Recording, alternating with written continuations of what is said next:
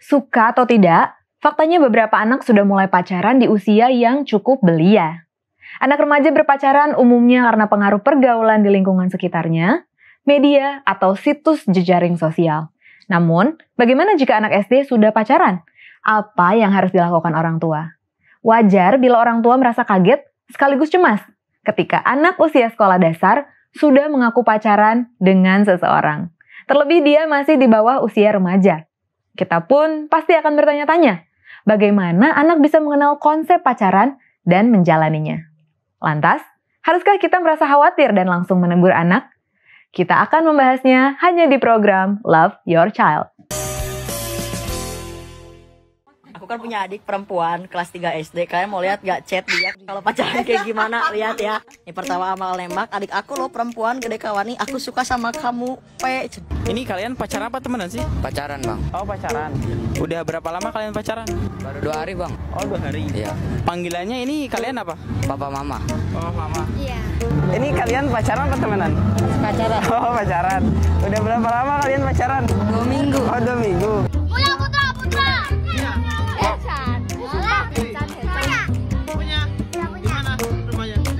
Baru kelas 3 SD, tapi sudah pacaran setahun. Dani dan Syifa, 2 anak kecil, sempat viral karena mengaku berpacaran diam-diam tanpa sepengetahuan orang tua mereka. Lucu atau justru bikin gelisah? Di media sosial, kita sering melihat anak SD saling kirim voice note romantis, pakai panggilan sayang, bahkan foto ala pre-wedding. Fenomena ini makin marak dan makin dini. Banyak orang tua mungkin menganggap ini hal sepele, tapi kalau dibiarkan, bisa jadi awal dari relasi yang gak sehat. Anak jadi terbiasa meniru tanpa tahu makna, terbawa perasaan tanpa tahu batasan. Psikolog anak bilang, otak anak SD belum siap membangun relasi romantis yang sehat. Mereka sedang belajar mengenal diri, bukan membagi komitmen. Penelitian dari American Academy of Pediatrics juga menyebut, pacaran terlalu dini bisa meningkatkan resiko stres, kecemasan, bahkan turunnya rasa percaya diri. Jadi, ketika anakmu bilang, aku punya pacar, jangan langsung marah, tapi ajak bicara. Tanyakan apa yang mereka rasakan dan apa yang mereka pahami. Anak-anak bukan miniatur orang dewasa.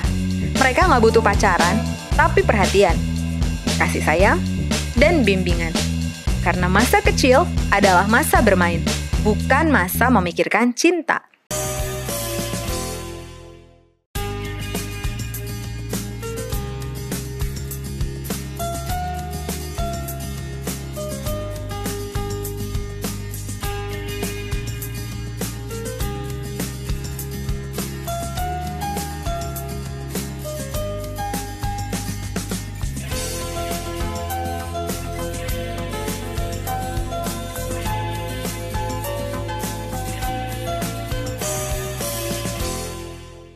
Halo Ayah dan Bunda, pemirsa Hope Channel dimanapun Anda berada. Apa kabar Anda dan anak-anak Anda? Senang sekali saya Nova Nainggolan kembali hadir ke hadapan Anda dalam program Love Your Child.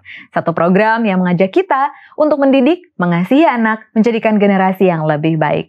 Pemirsa, topik pada episode kali ini adalah anak SD sudah pacaran, wajar atau kebablasan. Dan untuk membahas topik ini, sudah hadir di studio Love Your Child narasumber kita seorang psikolog dan juga praktisi pendidikan Ibu Helena Valentina, MPSI Psikolog. Halo Ibu Helena. Halo Nova. Apa kabar? Terima kasih sudah hadir di studio. Iya, senang sekali bisa ketemu lagi ya. Iya, senang sekali. Sudah lama ya Bu ya? Iya, ada berapa puluh abad. Nah, Bu Helena, topik kita kali ini menarik nih. Anak SD sudah pacaran, wajar atau kebablasan? Aduh, Nova dulu gimana? Jangan-jangan ETK kali pacaran? Enggak dong. Ya, untungnya waktu itu masih... kayaknya normal, SMP normal? Enggak juga ya, masih kecil juga ya? Itu tuh sebenarnya yang namanya rasa senang, suka, dari bayi juga udah bisa lah. Oh iya, ya kan ketika kita diperlakukan dengan baik, memberikan perhatian, siapa sih yang gak senang? Ya kan, makanya anak-anak kan kalau ketemu sama orang yang sayang sama dia kan, wah kayaknya seperti heboh banget gitu. Jadi rasa senang, tertarik itu satu hal yang wajar. Wajar, oke. Bu Helena nih, jadi kalau dari topik kita nih, anak SD sudah berpacaran. Apa sih penyebab anak SD mulai pacaran di usia dini? Iya, banyak faktor sih. Yang pertama itu bisa jadi karena dia terpapar, ini yang paling banyak nih, terpapar oleh tayangan-tayangan di YouTube dan juga sosial media yang begitu mudah diakses. Loh, kok film-film tuh tidak disensor gitu kan? Sepertinya anak-anak ini bebas untuk melihat itu yang sebetulnya belum sanggup untuk mereka cerna gitu ya. Kenapa kok ada hubungan seperti ini gitu ya? Maksudnya tindakan romantis di antara dua lawan jenis gitu kan? Kalau dia terpapar terus, ya dia akan merasa bahwa ini sosok idolanya yang ada di tokoh film itu akan membuat dia terpancing untuk mengikuti kan gitu kan, karena memang kan usia SD itu usia imitasi ya, artinya di mana anak-anak tuh punya dorongan kuat untuk meniru. Jadi memang siapa yang ditiru. Nah kalau dia dikasih kebebasan penuh oleh orang tuanya untuk membuka film dewasa, kemudian juga mungkin sosial media yang tidak bisa kita tahan itu ya. Dan yang kedua adalah lingkungan mungkin di sekolahnya campur kali, TK, SD, SMP, SMA barangkali. Dia kakaknya SMA, peluk-pelukan gitu ya. Wah, gandengan-gandengan, terus mungkin ya cium pipi atau kasih bunga. Nah, dia ngerasa bahwa kalau dia suka sama si kakak itu, mungkin cantik ya kakak itu ya, dia mungkin mau meniru juga gitu. Jadi seperti benchmarking dia. Dan yang ketiga, kemungkinan besar adalah karena faktor kurang perhatian dari rumahnya. Jadi kalau di rumahnya dia diabaikan, orang tuanya pergi pagi pulang malam, nggak ada yang ngasih perhatian sama dia, nggak ada yang ngasih belayan, pujian, atau mungkin waktu untuk sekedar ngobrol. Nggak taunya di sekolah ada nih yang ngasih perhatian. Nah, gabungan itu atau salah satu dari 3 faktor itu bisa menjadi pemicu anak-anak di usia yang masih anak-anak kecil ini jadi masuk ke ke gaya pergaulan yang tidak pantas itu gitu ya. Maka belum pantas anak-anak kecil kelas 1 masa pacaran. Iya, belum tahu apa itu ya. Nah, Bu, pada usia berapa nih biasanya anak mulai tertarik dengan lawan jenis menurut Asosiasi Pediatrik Amerika? Ya, sebenarnya di seluruh dunia sama ya. Ketika anak sudah mulai masuk pubertas, disitulah biasanya mulai ada tuh dorongan untuk jatuh cinta, tertarik dengan lawan jenis. Harusnya di situ. Ya kita kalau perempuan tuh 12 tahun umumnya ya, umumnya. Bisa juga 11 tahun. Kalau dia udah menstruasi umur 11 tahun, ya kan? Atau 13 tahun pada laki-laki pada umumnya ya ini. Saya bilang pada umumnya. Nah, itu yang yang ada di panduan Asosiasi Dokter Anak di Amerika. Nah, tapi memang bukan berarti juga kalau sudah menstruasi terus lalu jatuh cinta lalu pacaran itu yang kayak gimana nih ya kan yang diperbolehkan. Mungkin kita bisa bicarakan lebih lanjut. Baik Bu Helena. Nah, kalau tadi dari rentang usia tersebut ini kan mungkin itu sudah di atas SD ya seharusnya ya umur segitu ya. Tapi kenapa nih anak SD ini belum siap untuk pacaran sebenarnya? Kenapa? Ya iyalah, karena kan yang namanya pacaran itu sebetulnya kan persahabatan antara dua lawan jenis gitu kan, dimana masing-masing juga sedang dalam proses perkembangan kan. Jadi kalau anak-anak masih SD itu kan tugas perkembangannya bukan pacaran ya. Jadi setiap rentang usia anak itu di saat usia balita, batita, kemudian usia sekolah yang cukup panjang ya 6-12 itu ada tugas perkembangan. Artinya tugas yang muncul pada periode perkembangan manusia di mana keberhasilan dan juga kegagalannya akan mempengaruhi perkembangan di selanjutnya. Jadi kalau dia tidak terpenuhi ya fiksasi. Contoh nih, anak yang biasanya yang saya amati ya, anak-anak yang di rumahnya itu sendirian, nggak ada siapa-siapa gitu ya, nggak boleh main pula, di dalam rumah terus, nggak ada teman bergaul. Di sekolah tuh biasanya agak-agak masalah tuh, gampang tersinggung, agak sedikit egois, bukan sedikit ya, cenderung egois, terus susah untuk toleransi. Ya karena memang tugas perkembangannya nggak tercapai. Ya kan harusnya di tingkat SD itu usia usia anak ya, SD kelas kelas 1 sampai kelas 6 itu usia anak. Itu harusnya anak-anak tuh punya tugas perkembangan minimum 9 menurut Harvey Kurz ya. Harvey Kurz itu adalah tokoh psikologi perkembangan. Dia bilang yang pertama adalah belajar mengembangkan kecakapan fisik. Harusnya di situ lah dia belajar untuk lompat tali, sepak bola gitu loh. Ya kan? Terus berenang di situ. Bermainan anak, main congklak, semua lah itu di situ. Kemudian juga belajar bagaimana sikap yang sehat terhadap diri sendiri, gimana supaya dia bisa menjaga dirinya supaya tidak terluka atau disakiti orang lain gitu kan. Terus dia juga belajar dengan teman sebaya itu, belajar bergaul dengan teman sebaya dengan bermain bebas. Jadi dia belajar tanggung jawab, belajar untuk bisa merasakan kemenangan atau kekalahan di situ. Jadi ranahnya itu bermain, bukan semacam kalau misalnya anak remaja kalau pacaran itu kan lebih dari bermain mungkin ya, sesuatu yang iya. Jadi tergantung konsepnya. Jadi gini, mungkin kalau ada anak yang bilang, mama aku pacaran sama dia gitu. Jangan langsung panik, mamanya langsung siapin acara pernikahan gitu. Jadi ditanya dulu yang dimaksud pacaran itu apa gitu kan. Bisa jadi dia seneng-seneng karena mungkin teman cowoknya ini ganteng kayak artis Korea barangkali gitu kan. Nah kalau seneng kita arahkan bahwa memang seneng tuh wajar kok nak, tapi bukan berarti pacaran gitu. Baik, diluruskan lagi ya ininya pola pikirnya. Baik nih Bu Helena, pembahasan kita semakin menarik, tapi kita harus jeda dulu karena kita akan menyaksikan yang berikut ini. Untuk para ayah dan bunda pemirsa, jangan kemana-mana, tetap bersama kami di Love Your Child.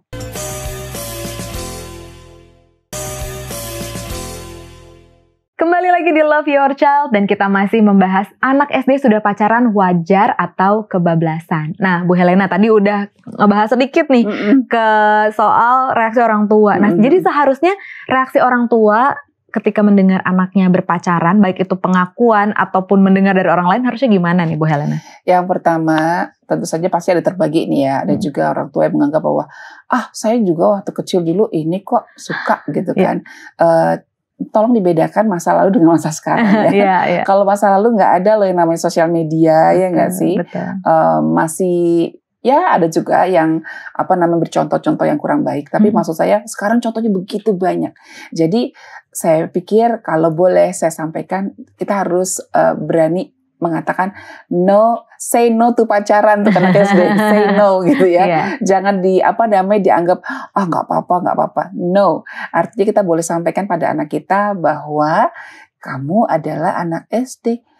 Anak SD itu ada loh yang harus dicapai gitu kan. Sama seperti misalnya pohon tuh ada saatnya dia berbunga, ada saatnya dia berbuah. Jadi kalau masih segini pohon mangga nggak bakal berbuah karena memang semua ada masanya ya gitu kan. Boleh diceritakan seperti itu dan ingatkan juga bahwa anak-anak yang sedang masih usia SD ini 6 tahun sampai 12 tahun ini, mereka itu memang punya tugas yang sangat penting yaitu kemandirian dan belajar akademi dasar. Contoh calistung, ya kan? Jangan sampai anak kita jadi fokus untuk yang-yangan gitu kan, bikin surat cinta, gambar hati, cuma bisa bikin love, padahal membaca nggak bisa, gitu kan? Nulis nggak bisa dengan baik dan berhitung. Masih banyak kan kayak begitu kan? Betul. Sudah nikah gitu, masih lulus SD, tapi ternyata berhitung nggak bisa. Sedih banget. Betul. Apa yang akan dia berikan pada anaknya kemudian? Jadi kita boleh bilang bahwa anak-anak ini di usia SD, kita harus perlakukan mereka dengan sabar dan juga tenang gitu. Jadi ketika ada kata-kata yang seperti mengarah seperti itu, aku jatuh cinta loh. Kamu tahu dari mana jatuh cinta? Kamu tahu cinta tuh apa sih? Boleh mama tahu nggak? Gitu ya. Jadi anak kecil, jangan begitu. Karena begitu kita, dia akan jadi penasaran. Kok mama marah? Apa sih cerita, malah jadi penasaran. Nanti kalau dapat informasinya dari kakak kelas yang ngawur gitu kan, wah jadi nggak benar nih gitu. Jadi kita dengerin aja, buka komunikasi dan di otak kita itu harus ada pikiran bahwa anak ini harus diberikan pencerahan bahwa dia harus menikmati masa kecilnya, ya kan?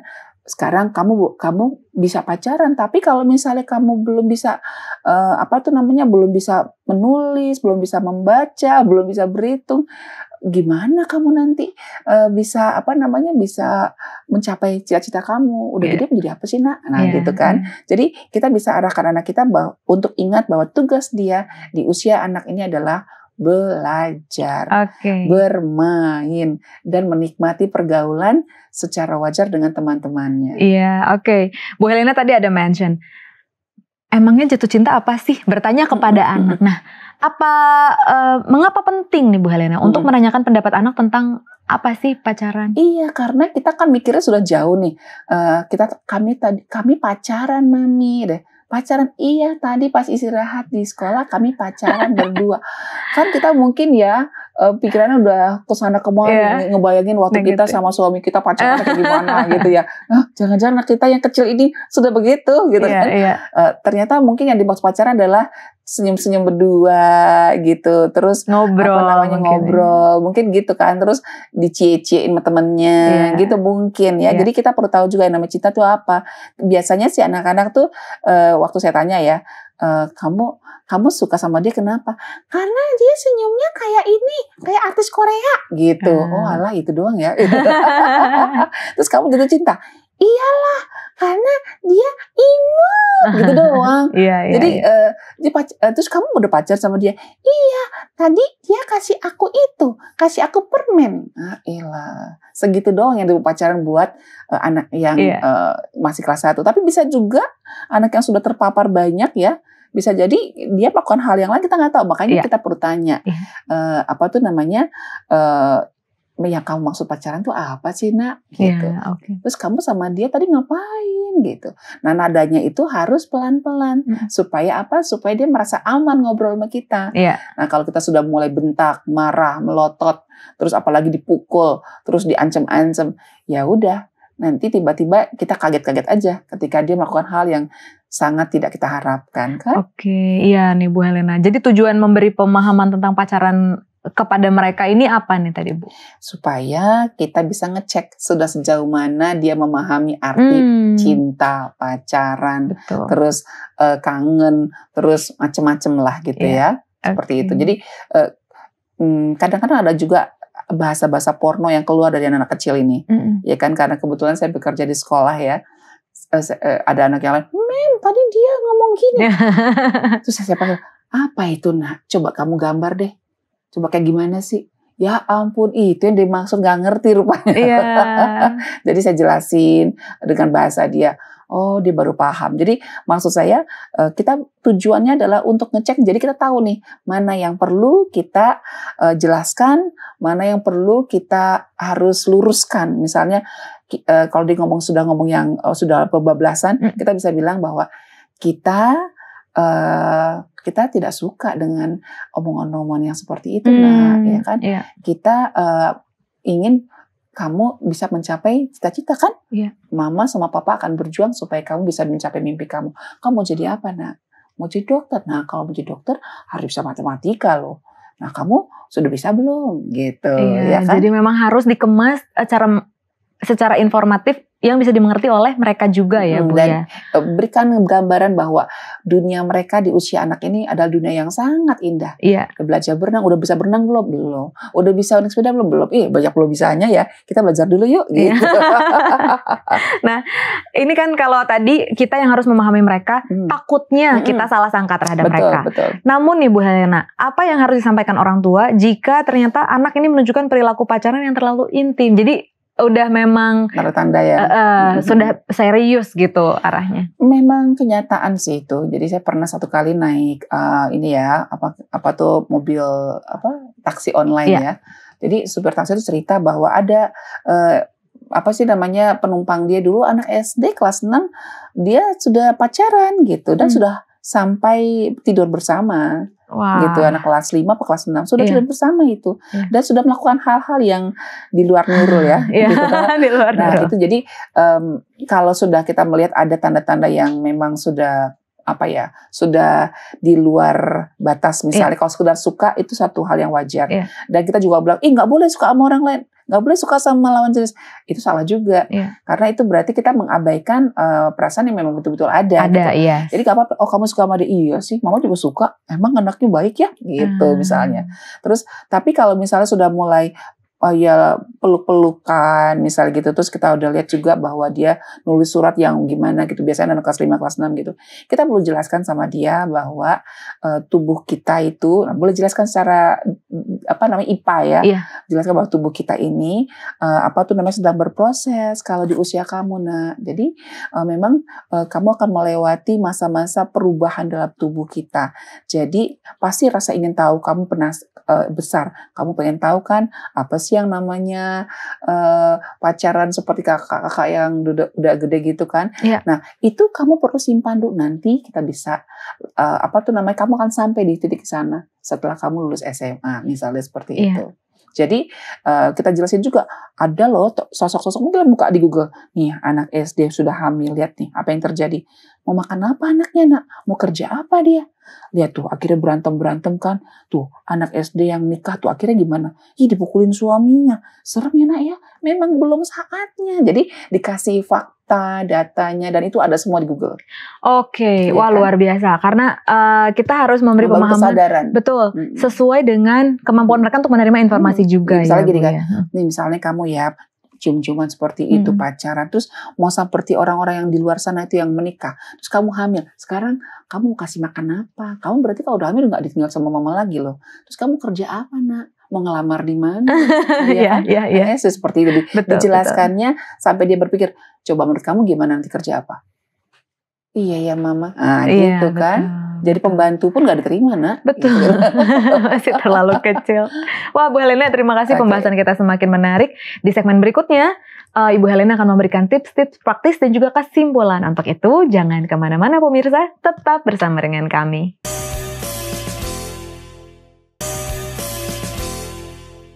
Kembali lagi di Love Your Child. Di segmen ini, Ibu Helena akan memberikan tips dan juga kesimpulan. Silakan, Ibu Helena. Iya, buat kita para orang tua yang mungkin masih mempunyai anak di usia SD, saya mau sampaikan beberapa hal bahwa anak-anak ini perlu diingatkan bahwa mereka punya mimpi yang harus dikejar. Dan mereka perlu disadarkan juga untuk bisa mempersiapkan masa depannya sejak masa kecil. Dan di masa kecil ini mereka perlu untuk mengingat bahwa masa ini tidak akan terulang kembali. Bermain bersama teman, membangun keakraban dengan teman, mengetahui batasan yang boleh dan tidak boleh, dan juga meningkatkan kemampuan mereka bersosialisasi dan mengembangkan emosi mereka dengan diekspresikan secara wajar. Itu adalah fokus bagi perkembangan anak-anak di usia SD.